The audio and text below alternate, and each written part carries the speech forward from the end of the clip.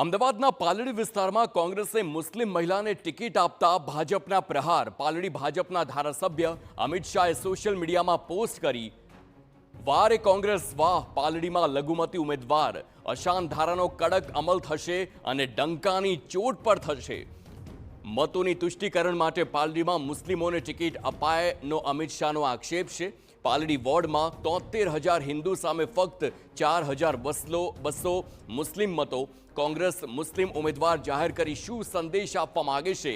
અમિત શાહના સીધા જ પ્રહાર.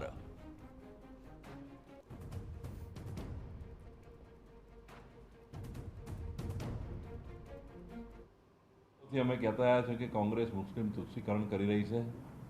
એનો આ જીવતો જાગતો પુરાવો છે.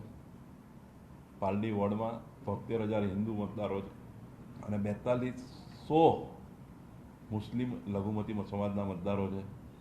મુસ્લિમોની પરિકલ્પના છે જુહાપુરાથી જમાલપુર વાયા પાલડી વાસણા. આ કોંગ્રેસ એને વેગ આપવા માટે એમને સિગ્નલ આપે છે કે અમે તમારી સાથે છે, આપ આગળ વધો. કારણ કે કોંગ્રેસની આ મત બેંક છે. જ્યાં જ્યાં મુસ્લિમોના બંચ છે ત્યાં કોંગ્રેસના કોર્પોરેટર છે, એ આપ સૌ જાણીએ છીએ. તો ભાજપના આક્ષેપ બાદ અમદાવાદ શહેર કોંગ્રેસ પ્રમુખ સોનલ પટેલની પણ પ્રતિક્રિયા સામે આવી. દરેક વોર્ડમાં બેઠક મુજબ રિઝર્વેશન હોય છે. મુસ્લિમોના મત ભલે ઓછા હોય પણ ઉમેદવાર શિક્ષિત છે. અમે તમામ ગણતરી કરીને ઉમેદવારને ટિકિટ આપી છે. જે રીતે તમે રિઝર્વેશન પણ જુઓ, એમાં એસેન્ડિંગ અને ડિસેન્ડિંગ ઓર્ડરમાં રિઝર્વેશન પણ હોય છે. ઘણી બધી જગ્યાએ પોપ્યુલેશન ના હોય ત્યાં પણ રિઝર્વેશન હોય છે. જે નાગરિકો અમદાવાદમાં રહે છે એને પોતાનો રિપ્રેઝન્ટેશન કરવાનો અધિકાર છે અને કોંગ્રેસે રિપ્રેઝન્ટેશન કરવાના અધિકારને સમર્થન આપે છે. એમાં ગમે તેટલા વોટ હોય કે ના હોય, અમે લોકોએ ત્યાં એ લોકો વસવાટ કરે છે.